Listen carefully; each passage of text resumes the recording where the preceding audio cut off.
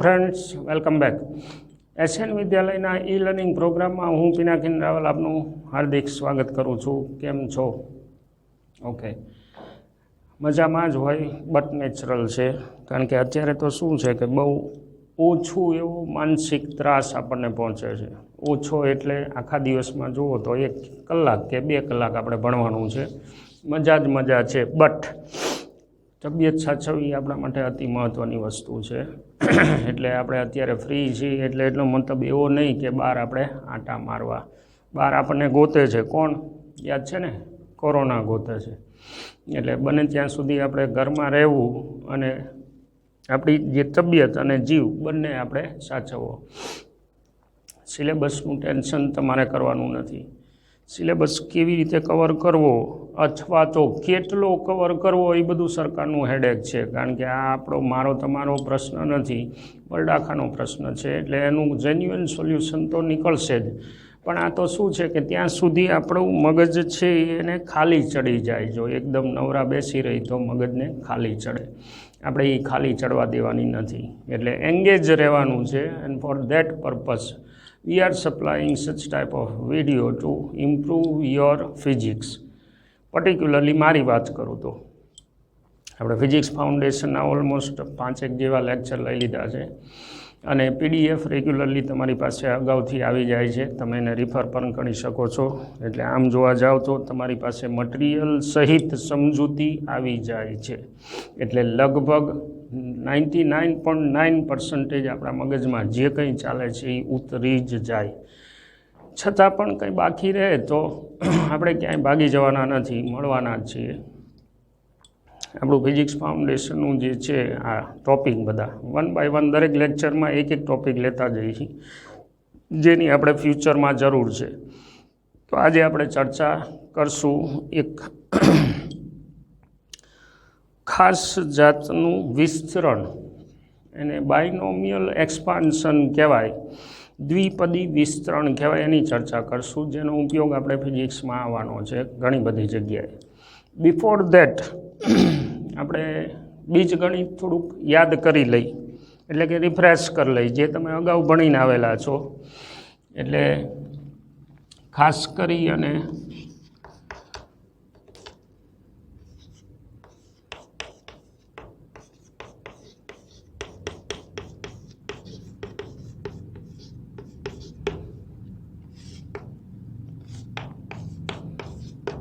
Lecture 6 એટલે એમાં આપણે એલ્જીબ્રાની ખાસ તો પહેલાં ચર્ચા કરી લઈ. જે અગાઉ આપણે ભણી ગયા છીએ એને રિફ્રેશ કરી લઈ. મિત્રો, એક વસ્તુ કદાચ તમને કન્ફ્યુઝિંગ લાગતી હોય કે તમારી પાસે જે PDF આવે છે એમાં અગાઉની એક PDFમાં યાદ રાખો વિભાગ કરી અને સૂત્રોનું લિસ્ટ આપ્યું હતું. ગઈ વખતની જે PDF છે એમાં પણ એક સૂત્રોનું લિસ્ટ છે. એટલે તમને એમ થાય કે લે સાહેબે આ સૂત્રો તો કીધા નથી, મારે કહેવાના નથી. ફ્યુચરમાં જ્યારે આવશે એ ફ્રિકવન્ટ નથી. આપણે જે ટોપિકની ચર્ચા કરી છે ને એ ફ્રિકવન્ટ છે, મતલબ કે બહુ જરૂર પડશે વારે ઘડીએ. પછી જે મેં યાદ રાખો વિભાગ કરીને આપેલા છે ને એ બધા સૂત્રોની જરૂર પડવાની છે, પણ જે તે વખતે એક જ ટોપિક પૂરતી. એટલે તે વખતે આપણે એને સંભાળી તો કામનું. પણ અત્યારથી આપણી પાસે આ જે ફાઇલ તૈયાર થાય ને એ ફાઇલમાં જેટલું આવે એની બહાર પછી આપણે કંઈ જરૂર પડવાની નથી. એટલે આપણે એ કલેક્ટ કરીને રાખેલું છે. એટલે ઉપર મેં ખાસ હેડિંગ મારેલું છે કે મેમરાઇઝ કરવાનું છે. સૂત્રો સમજવાના અત્યારે એ નથી આવતા. ઓકે, લેક્ચર 6માં એલ્જીબ્રાની વાત કરી તો એલ્જીબ્રામાં અવયવ વિસ્તરણ છે એને તમે ભણેલા છો. એટલે એ જે સૂત્રો છે ને આપણા એને આપણે યાદ કરી લઈ. તો એક છે a+b whole square, a² + 2ab + b². પછી a+b + c whole square, a² b² c² 2ab 2bc 2ca a+b નો ઘન વિસ્તરણ છે. આ ધ્યાન રાખજો, એક્સપાન્શન છે. આપણે ઘણી વખત છે ને માર્ક કરેલું છે કે વિસ્તરણ અને અવયવ છે ને એને મિક્સઅપ કરી નાખી, સૂત્રો એના મિક્સઅપ ભેગા થઈ જાય છે. વિસ્તરણ એટલે પદ છૂટા પાડવા, અને અવયવ હોય ને એના દરેક પદ ગુણાકારના સ્વરૂપમાં જ હોય, અને વિસ્તરણના દરેક પદ જે આવે એ સરવાળા બાદબાકીના સ્વરૂપમાં હોય. આ વસ્તુ આપણે ખાસ ધ્યાન રાખશું. ઓકે, a પ્લસ બીનો ઘન, a ઘન બી ઘન વત્તા 3ab a plus B, a minus બીનો ઘન, a ઘન માઇનસ બી ઘન વત્તા 3ab a minus B. Plus or minus જે અંદર લાગુ પડતું હોય એ આપણે કરેક્ટ કરી નાખવાનું છે. ઓકે, પછી a વત્તા બીનો સ્ક્વેર ઓછા a ઓછા બીનો સ્ક્વેર. આવું જો કરીએ આપણે તો શું વધે? આમાં 3 પદ છે, કયા ઉપર દેખાય છે. પછી a માઇનસ બી હોલ સ્ક્વેરમાં 3 પદ છે, એવાની એમાં ફેર શું હશે? વચલું પદ માઇનસ હશે. હવે તમે અહીંયા માઇનસ લગાડો એટલે પાછળના 3 પદ માઇનસ થાય, જેમાંથી a સ્ક્વેર બી સ્ક્વેરવાળા પદ નીકળી જાય એટલે 4ab વધે. આ આપણે યાદ રાખવાનું છે. a plus B whole square minus a minus B whole square એનું 4ab થાય. આટલા સૂત્રો આપણે ભરપૂર વાપરવાના છે. પછી આવું આવું યાદ કરો, a ઘન માઇનસ બી ઘન, આના અવયવ ઓલા તો આપણને યાદ જ છે કયા, a square minus B square type હોય તો a plus B a minus B થાય, બરાબર છે.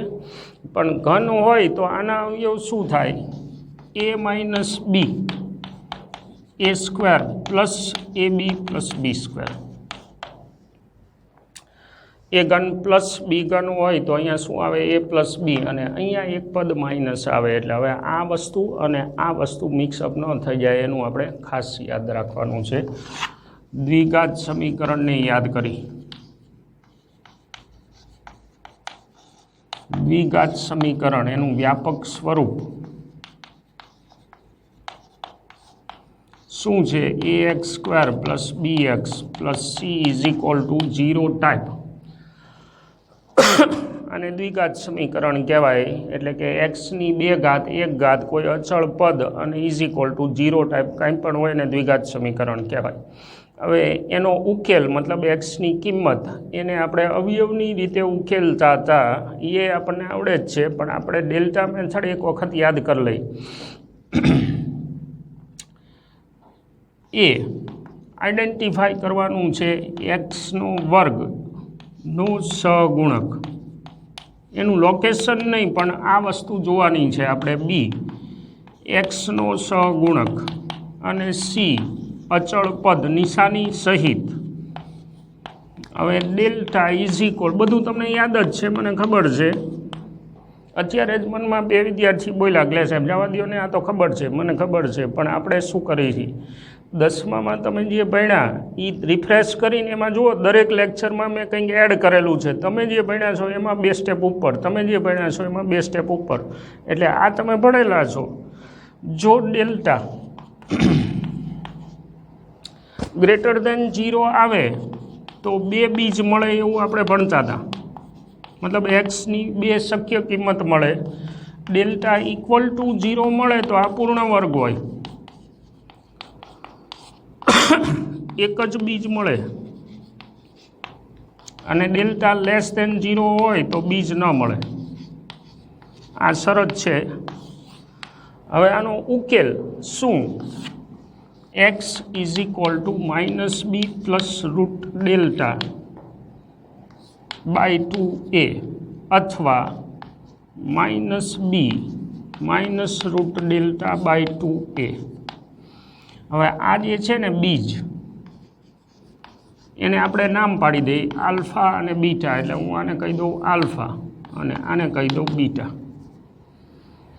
Minus B plus root delta by 2a minus B minus root delta by 2a. તો આલ્ફા પ્લસ બીટા કરી તો શું થાય? 2 બીજનો સરવાળો. તો જુઓ 2a લસા છે, minus B plus root delta minus B minus root delta. એટલે આ રૂટ ડેલ્ટા કેન્સલ અહીંયા શું વધ્યું -2b/2a એટલે કે b/a. આપણે આ વસ્તુ યાદ રાખવાની છે. આલ્ફા પ્લસ બીટા બે રૂટનો સરવાળો કરો એટલે -b/a વધે. એટલે જે તે વખતે આપણે જરૂર પડશે બે બીજનો સરવાળો આપ્યો હોય, બે બીજનો ગુણાકાર, લાઈક આલ્ફા બીટા કરી નાખી, આલ્ફા ઇન્ટુ બીટા એટલે is equal to -b plus root delta અને -b માઇનસ રૂટ ડેલ્ટા/2a. આ જવાબ આવશે તમારો c/a. તમારે ચેક કરી લેવાનું. હમણાં જે આપણે અવયવની વાત કરીને a² b² ટાઈપ છે એવું જ તે a વત્તા b ને a ઓછા b એટલે a² - b² કરો, 2a એક બાજુ રાખો એટલે સાદુરૂપ આપો એટલે તમને જવાબ મળી જશે c/a. આ તમારું જૂનું બીજ ગણિત.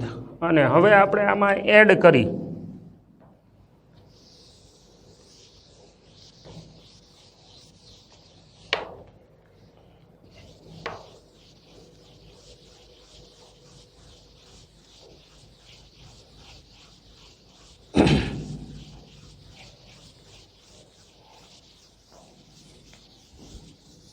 જેની આપણે જરૂર પડવાની છે એવા સ્વરૂપ છે એ એડ કરી છે અંદર આપણે.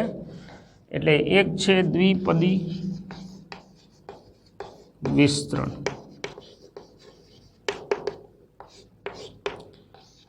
x + a ની n ઘાત, આવા ટાઈપનું. જેમ આપણે માની લો કે વર્ગ હોય, ઘન હોય તો એના માટે બીજગણિતમાં આપણી પાસે હતું કે x + a⁻2 હોય, n = 2 હોય તો x² + 2xa + a² થઈ જાય.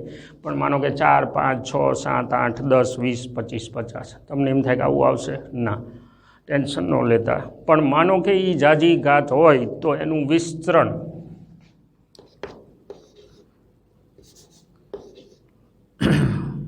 nc0 x⁻n વત્તા nc1 x⁻n-1 a વત્તા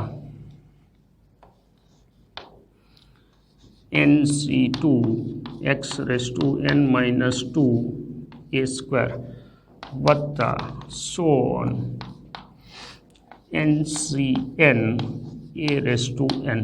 હવે તમને એમ થાય કે આ બધું શું લખ્યું સાહેબ? ટેન્શન ન લેતા, એ શીખવા માટે તો આપણે ભેગા થયા અહીં. હવે આમાં જે છે ને nc0 n આ છે ને નાના છે, nc1 એટલે n નાનો 1 નાનો વચ્ચે c, પછી nc2 આ બધા જે છે ને એને દ્વિપદી ગુણાંક કહેવાય.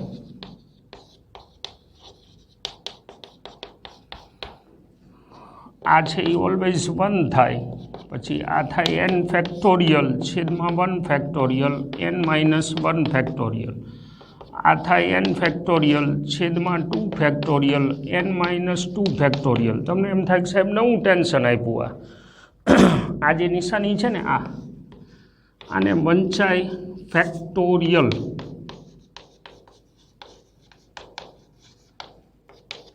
આપણે જે વાત કરી છે ઇટ ઇઝ બાયનોમિયલ એક્સપાન્શન. હવે ફેક્ટોરિયલનો મતલબ શું? માનો કે 3 ફેક્ટોરિયલ હોય તો 3 × 2 × 1, 4 ફેક્ટોરિયલ હોય તો 4 × 3 × 2 × 1. મતલબ કે 50 ફેક્ટોરિયલ હોય તો 50 × 49 × 48 એમ કરતાં કરતાં એકડા સુધીના ગુણાકાર, એને ફેક્ટોરિયલ કહેવાય. એવું લાંબુ ન લખવું પડે ને એટલે આપણે કર્યું છે. ક્યાંથી આવ્યું that is not our business. તમારે આ યાદ રાખવાનું છે.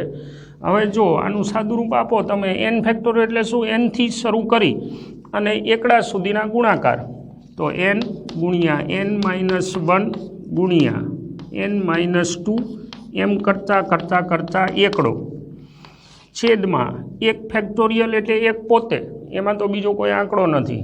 હવે ગુણ્યા n-1 ફેક્ટોરિયલ એટલે n-1 × n-2 ગુણ્યા સો ઓન હાયલું જાય. તો હવે જુઓ તો અહીંથી આ પદ ઉડી જવાના એટલે આનો જવાબ શું આવે? n. પછી એ જ રીતે અહીંયા જઈ n n-1 n-2 n-3 ગુણ્યા 100 એકડો 1 સુધી છેદમાં 2 ફેક્ટોરિયલ એટલે 2 ગુણ્યા 1 પછી ગુણ્યા n-2 એટલે n-2 ગુણ્યા n-3 ગુણ્યા n-4 ગુણ્યા એકડા સુધી જુઓ તો આ બધા પદ છે એ ઉડી જાય વધ્યું શું n છેદમાં 2 n-2 અરે n-2 થી બધા ઉડી ગયા છે એટલે n-1 n-1 પછી અહીંથી આ બધા ઉડી ગયા છે એટલે છેદમાં એકલો 2 વધે આ બેઠું મગજમાં એટલે હવે એ પદ બધા આપણે ઉપર મૂકતા જઈએ એટલે મને દ્વિપદી વિસ્તરણ મળે હવે આમાં તમારે જેની જે કિંમત મૂકવી હોય એ મૂકી શકાય મતલબ કે અહીંયા બગડો મૂકો ને એ પ્રમાણે તમે હાલો એક ધ્યાનમાં રાખવાનું કે જો n ધન હોય તો વિસ્તરણમાં n+1 પદ આવશે એક વધારે આવે માન લો કે n બરાબર 2 હોય ને તો 3 પદ આવશે એથી આગળ નહીં આવે જો n કારણ કે આ બાદ બાકી કરતા જાઓ એમ 0 આવે ને માન લો કે n બરાબર 2 હોય તો આ 2 - 2 કરો 0 એટલે અહીંયાથી પછી આગળ તો ગાડી હાલવાની નથી એટલે ટોટલ 3 જ પદ અંદર આવે તમે ચેક કરજો n બરાબર 2 મૂકીને આ સૂત્ર પ્રમાણે હાલ્યા જજો જો n ઋણ હોય તો અંતિમ પદ ન હોય કારણ કે બધી માઇનસ જ કિંમત આવશે એટલે આ જે છે ને એ અનંત સુધી હાલ્યું જાય પદ છે એ હાલ્યા જ જવાના ક્યાંય અટકવાના નથી હવે આ જે દ્વિપદીનું વિસ્તરણ છે એને આપણે ધ્યાનમાં રાખવાનું છે હવે એક બીજી આપણે વાત કરી દઈ ધારો કે એક આવું સ્વરૂપ મને આપેલું છે 1 + x⁻n આપણે જેને એ કીધો હતો ને એ એકડો આપેલો છે હવે એમાં સૂત્ર શું થશે 1 આ સૂત્ર મૂકતો જાઉં છું હું nx n-1 x² / 2 factorial plus board પૂરું થઈ ગયું આયલું જાય એટલે તમે જુઓ આ પદમાં શું થાય છે પહેલું પદ છે ને એની એક ઘાત ઘટતી જાય બીજું પદ છે ને એની એક ઘાત વધતી જાય એટલે એ પ્રમાણે હું મૂકું એટલે આનું વિસ્તરણ આવી રીતે થાય હવે એમાં જો x <1 હોય મતલબ કે આવડો છે એ ગુણોત્તર 1/2 1/4 પોઈન્ટમાં કે એવું કંઈક હોય તો xની વધુ ઘાતવાળા પદ અવગણી શકાય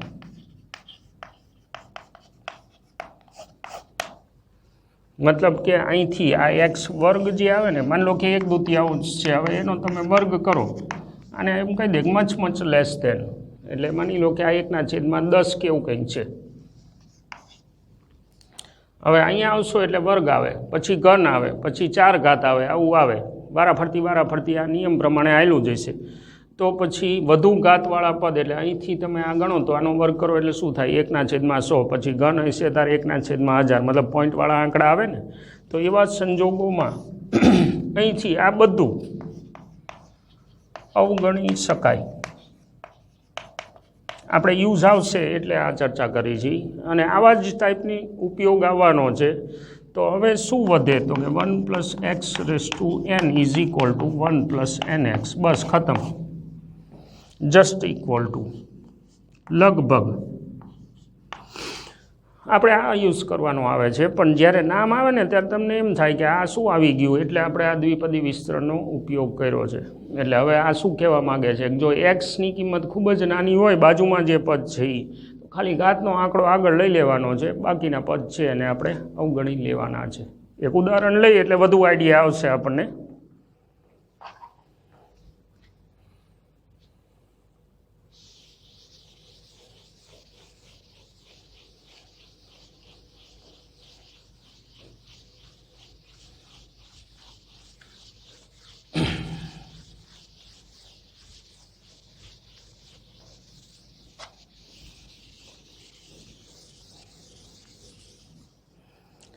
માનો કે તમને એવું કહેવામાં આવેલું છે કે 1001નું ઘનમૂળ 1000 ક્યાં ઉપયોગ થાય એ આપણે વાત કરવાની છે. 1001નું ઘનમૂળ ગોતવાનું છે. આપણી પાસે કોઈ મેથડ નથી, ઘનમૂળ તમારે ગોતવાનું છે, ધ્યાનમાં રાખજો. એટલે મેથડ લોગ છેલ્લે આપણે હજુ ચર્ચા કરવાના છીએ લઘુગણકની, એમાં મેથડ છે. પણ માનો કે એમ કીધું હોય કે દ્વિપદી વિસ્તરણનો ઉપયોગ કરી અને આની કિંમત તમારે ગોતવાની છે લગભગ 5 કે 6 દશાંશ સ્થળ સુધી. કઈ રીતે થાય? આને હું 1000 + 1 લખી શકું, કોઈને વાંધો ન હોય, બરાબર ને? તમને એમ થાય કેમ એમ લખ્યું, એ મારી મરજીની વાત છે, મેથડની વાત છે. આમાં કંઈ કોમન છે ના, છતાં હું પરાણે ખેંચીને કોમન કાઢું છું. 1000 મેં કોમન કાઢ્યા, અંદર 1 + 1/1000 લખી શકાય. જો આ બેમાંથી 1000 કોમન કાઢવું એટલે શું? દરેક પદ અંદર જે છે મેં 1000 બહાર લઈ લીધા, તો અંદરના દરેક પદને તમે જે કોમન કાઢ્યું છે એનાથી ભાગવું, આ કોમન કાઢવાનો મતલબ થયો. 10માં આપણે થોડુંક એવું ભણી ગયા છે. હવે આને પાછું લઈ જાઓ તો હતું નહીં થઈ જાય. જો 1000 અહીં લઈ જાઓ એટલે પહેલું પદ, આને આમ લઈ જાઓ એટલે 1000 ઉડી જાય, આ બીજું પદ. એટલે ખાલી રીએરેન્જ કર્યું છે. આ ટેકનિક તો આપણે ભરપૂર વાપરવાની છો. કોમન નહીં હોવા છતાંય પરાણે કોમન કાઢેલું છે. બાકી 10મા ધોરણ સુધીમાં તમે કોમન તો કાઢતા હતા, નહીં હોવા છતાંય આ કોમન કાઢ્યું. હવે આ ઘનમૂળ છે એ બંનેને લાગે. 1000નું ઘનમૂળ ગુણ્યા 1 + 1000નું ઘનમૂળ. હવે એમાં 1000નું ઘનમૂળ કેટલું થાય? 10 ગુણ્યા 1 + 0.001નું ઘનમૂળ. હવે જો આ આપણું ઓલા જેવું થયું ને પદ 1 + x⁻n ટાઈપ, અને એમાંય n પાછું શું છે? ઘનમૂળ છે. એટલે હવે આપણે આનો ઉપયોગ કરી 1 + x⁻n = 1 + nx + n-1 x²/2 factorial plus n-1 n-2 x³/3 factorial plus આ ગાડી આલે વારાફરતી મૂકતા જઈએ. આપણા માટે x બરાબર શું છે? 0.001 આપણી શરત છે. એટલે 1 + 0.001નું ઘનમૂળ એક્ઝેક્ટ આના જેવું મેં સેટ કર્યું = 1 + n એટલે કોણ? 1/3 0.001. આ ઘાત આગળ લીધી, આપણા માટે ઘાત કોણ છે? 1/3. પછી x કોણ છે? 0.001 પ્લસ n કોણ? 1/3 n-1 એટલે કે -1. પછી /2 ફેક્ટોરિયલ એટલે 2 × 1, પછી ગુણ્યા x² એટલે 0.001 વર્ગ વત્તા આ ગાડી હાલે આગળ. હવે અહીંયા શું થશે? આ 1 + 0.003થી હું ભાગાકાર કરું એટલે 033 આવું કંઈક આવશે. હજુ એક આંકડો મૂકી દઈ. પછી અહીંયા શું થશે? તો કે આ 1/3 છે. એટલે આમાં હું એક કામ કરું, 1/3 3 લસા લો એટલે -2/3 છેદમાં 2 × 1 વત્તા પોઈન્ટ આનો વર્ગ 0.00001 1 2 3 4 5 6 વર્ગ કર્યો આ વત્તા 100 1 0.000333. પછી આ તગડો જે છે એ 9 એમને એમ રહેશે, આ 2 છે એ આની યાર ઉડી જશે એટલે -1/9 ગુણ્યા 0.00001 વત્તા હજુ આગળ પદ આવા આવશે. હવે જુઓ તો આ ભંગાર પદ થયું.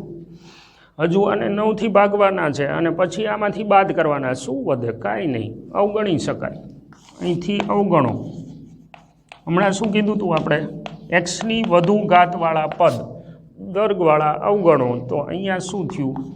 1.000333. આ કોણ?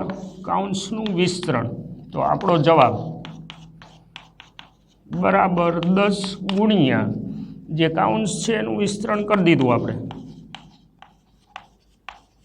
10થી ગુણો એટલે 1 પોઈન્ટ આ બાજુ ખસે 0 0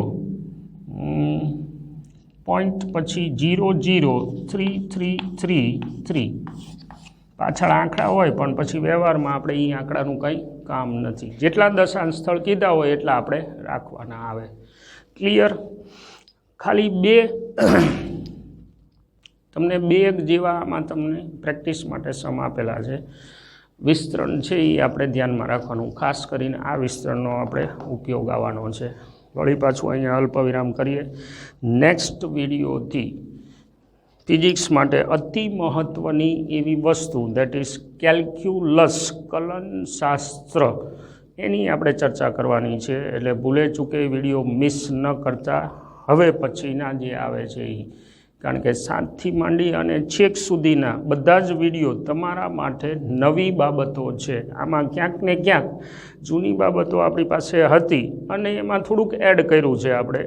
જ્યારે હવે પછી જે આવશે એમાં ફક્ત અને ફક્ત નવી જ બાબતો છે જેનો ઉપયોગ આપણે કરવાનો છે.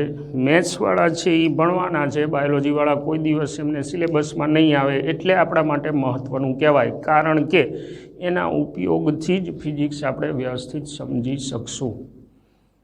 અલ્પવિરામ કરીએ, મળતા રહીશું. Thank you for watching.